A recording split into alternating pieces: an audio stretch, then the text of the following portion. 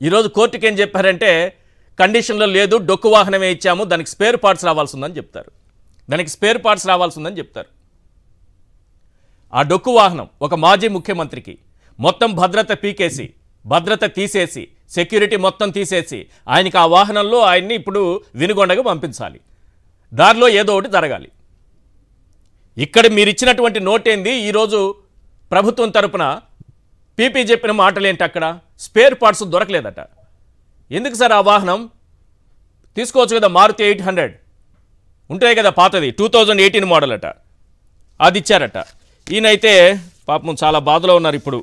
ఈయన ఆంధ్రజ్యోతి దినపత్రిక పాపం ఈయనైతే చాలా బాధపడిపోతున్నారు. జగన్ కారు కదలంట, ఆయనకు ఫార్చునర్ లేదా క్రూయిజర్ కావాలని అడిగారట జగన్ గారు. అది ఇవ్వకుండా ఈ వాహనం ఇచ్చారని చాలా బాధపడిపోయి జగన్ కావాలనే కారు దిగేసి వెళ్ళి సొంత కారులో వెళ్ళారట. మరి ఈరోజు ఎలా చెప్పారు? ఈరోజు కోర్టుకు చెప్పింది ఏంటి? కారు కథలని రాశారు కదా, కారు కథలు కాదు, మీ వార్తలు కారు కోతలు, మీ వార్తలు కారు కోతలు. చాలా బాధలో ఉంటారు ఈరోజు. మన టీవీ5 నాయుడు గారికి ఇచ్చినటువంటి ప్రయారిటీ మనకు లేదేని. అప్పుడప్పుడు చంద్రబాబు గురించి ఒక వార్త, ఒక నెగిటివ్ వార్త అప్పుడప్పుడు అట్లా వేస్తూ పోతూ ఉండండి. చంద్రబాబు నాయుడు గారు మళ్ళీ మీ దారికి వచ్చేస్తారు. ఈ వార్తా పత్రిక యజమానికి చెప్తున్నా, రాత్రిలో నిద్ర పట్టట్లేదంట, తనకి ప్రయారిటీ ఇవ్వట్లేదని, తగ్గించారని, నిద్రపోవట్లేదు. మరి ఈ కారు కోతలు ఎందుకు రాశారు? ఈరోజు కోర్టులో చెప్పింది ఏంటి? రైట్, రవిచంద్రారెడ్డి గారు కోర్టులో చెప్పింది ఏంటి? ఈ పేపర్లో రాసిన కారు కోతలు ఏంటి? ఆ రోజు పోలీస్ డిపార్ట్మెంట్ రిలీజ్ చేసినటువంటి నోట్ ఏంటి? సార్ నమస్కారం ఈశ్వర్ గారు. నమస్తే సార్. మీకు, తిలక్ గారికి, కోటరాజ్ శర్మ గారికి, అలాగే సాక్షి ప్రేక్షకులందరూ నమస్కారం. విచిత్రమైన వాతావరణం ఆంధ్రప్రదేశ్ లో. గెలిచినా కూడా సంబరం చేసుకోలేని, దిక్కులేని స్థితిలో ఉన్న టీడీపీ అండ్ ఆర్ఎస్. ఎందుకు సంబరాలు చేసుకోలేదో అర్థం కాదు. ఎందుకు సంబరాలు చేసుకోలేదో తెలుసా సార్? అసైన్మెంట్ లో ఫెయిల్, యూనిట్ టెస్ట్ లో ఫెయిల్, క్వార్టర్లీ ఎగ్జామ్స్ లో ఫెయిల్, హాఫ్ ఇయర్లీ ఎగ్జామ్స్ లో ఫెయిల్, కానీ యాన్యువల్ ఎగ్జామ్స్ లో స్టేట్ ర్యాంక్. స్టేట్ ర్యాంక్ వచ్చేసరికి అరే నమ్మర్రా బాబు, చుట్టుపక్కల వాళ్ళు మనల్ని పట్టుకొని ఎలా వచ్చింది వీడికని అందరు నిలదీస్తారని 164 సీట్లు వచ్చిన తర్వాత కూడా సంబరాలు చేసుకోవాలి. ఆ సంబరాల న్యూస్ సంగతి పక్కన పెట్టండి. అన్ని సీట్ల గురించి చర్చ జరగకుండా ఉండాలంటే ఏం చేయాలి? విధ్వంసం చేయాలి. ఆ విధ్వంసం ఏదైతే చేయడం మొదలు పెట్టారో ఎక్కడికక్కడ వైసీపీ శ్రేణుల్ని భయభ్రాంతులను చేస్తూ కంప్లీట్ ఎల్లో మీడియాలో వాటి గురించి విజువల్స్ కొన్ని చూపించారు. ఎందుకంటే మొత్తం చర్చ దాని మీద డైవర్ట్ ఇవ్వాలా, ఎలా గెలిచామన్నది డిస్కషన్ పాయింట్ కాకూడదని 4వ తేదీ నుంచి 12వ తేదీ ప్రమాణ స్వీకారం చేసే వరకు విచ్చల విడిగా హింసా రాజ్యం ఏదైతే నడిపారో ఆ గెలిచింది ఎలా గెలిచారనే క్వశ్చన్ అరైజ్ కాకూడదు, ప్రజల్లోకి దాన్ని పోనీకూడదని పెద్ద వార్తలు క్రియేట్ చేయడం కోసం హింసను ప్రేరేపించారు. పనిలో పనిగా కక్ష తీర్చుకున్నారు, యథేచ్ఛగా పొడిచారు, పార్టీ ఆఫీస్ ధ్వంసం చేశారు, వార్తలన్నీ వాళ్ళకి కావాల్సిన విధంగా తిప్పుకున్నారు సార్.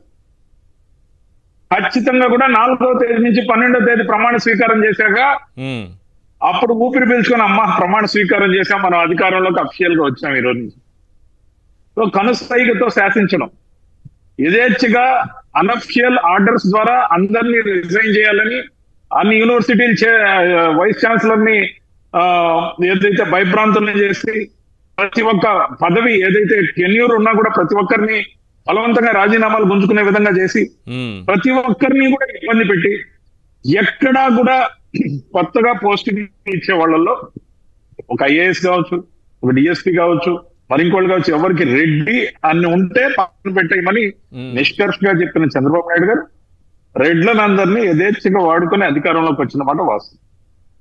నెల్లూరులో చూడండి, రాయలసీమలో చూడండి, ఎక్కడికక్కడ రెడ్లను పావులుగా వాడుకున్నారు, కరివేపాకులాగా పక్కన పెట్టారు. ఎప్పుడు నేను చెప్తున్నాను, చంద్రబాబు నాయుడు గారు అంటే కరివేపాకు సిద్ధాంతం ఫాలో అయ్యే వ్యక్తి. అవసరానికి వాడుకుంటాం, అవసరం తీరాక పక్కన పెడతాం. రెడ్లకు జరిగిన అన్యాయంతో పాటు దీని గురించి వస్తున్నా దానికే వస్తున్నా. ఎందుకు చెప్పాల్సి వస్తుందంటే ముఖ్యంగా నేపథ్యం ఏదైతే చెప్పాల్సి వచ్చింది కాబట్టి చెప్పా. ఇప్పుడు జగన్ గారికి ఓటమి ఎదురైంది కానీ ఆయన ప్రజల మనసుల్లో, గుండెల్లో ఉన్నాడు. ఆయన ప్రతికూలంగా ఆయనే రాజు. బాహుబలి సినిమాలో చూసాం ఆయన రాజు అని. సో దాని తర్వాత కట్టప్ప కథలు ఎలా మొదలయ్యి మనం సజీవ సాక్ష్యంగా రాజమౌళి గారు సినిమా తీశారు. సో ప్రజల్లో రాజుగా ఉన్నాడు. ప్రజలు ఎక్కడికి పోయినా మీరు పడుతున్నారు, ప్రజలందరూ అతన్ని అడుగుతున్నారు, అయ్యా ఓట్లన్నీ మీకు చూసాం, అవి ఎలా పోయాయి మాకు తెలియట్లేదంటే ఓఎంఓ ఈవీఎంల మీద చర్చ వస్తుందేమో అని భయపడ్డారు. దాంతో పాటు అతనికి ఒక ఇచ్చిన డొక్కు కారు మీరు చూడండి సార్, ఈ మోడల్ ఇప్పుడు కంపెనీ తయారు చేయడం మానేసింది. టాటా సఫారీ ఈ మోడల్ వెహికల్ ఇప్పుడు తయారీలో లేదు.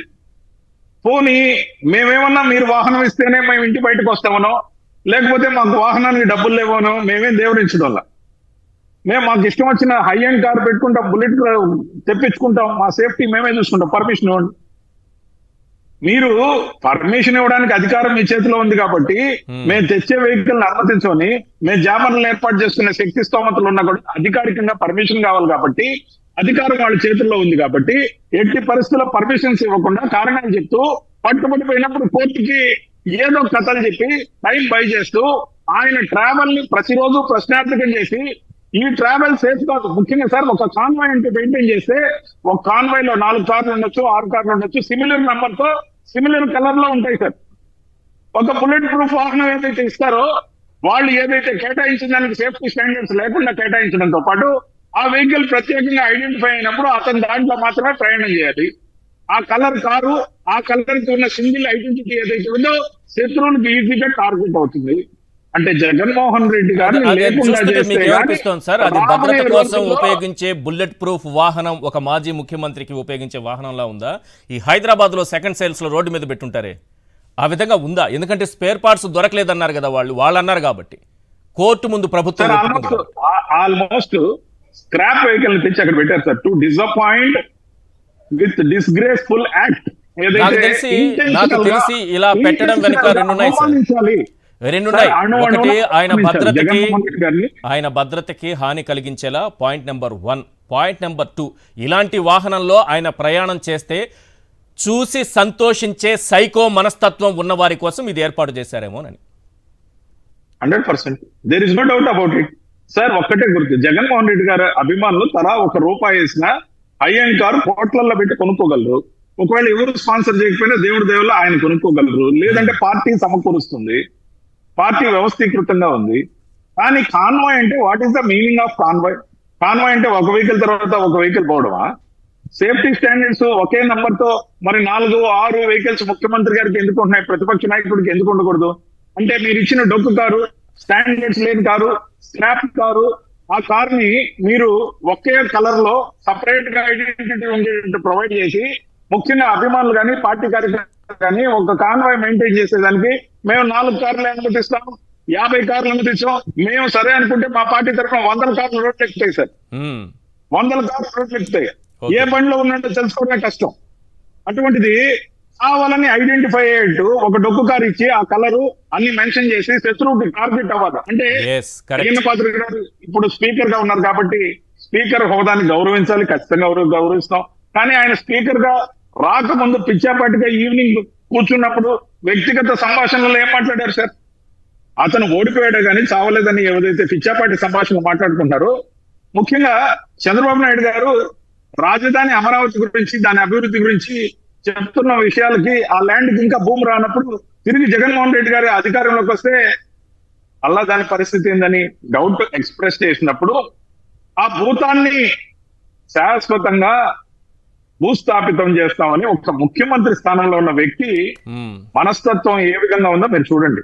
అవును, ఆ మనస్తత్వంతో తిరిగి అలాంటి వ్యక్తి అధికారంలోకి రాకుండా భూస్థాపితం చేస్తామంటే విమర్శలు వచ్చిన నేపథ్యంలో తర్వాత దాన్ని రాజకీయంగా భూస్థాపితం చేస్తాం. అంటే రాజకీయంగా భూస్థాపితం చేయడానికి అక్కడ కూడా కుట్ర జరుగుతుంది. కోటరాజు శర్మ గారికి తెలుసు.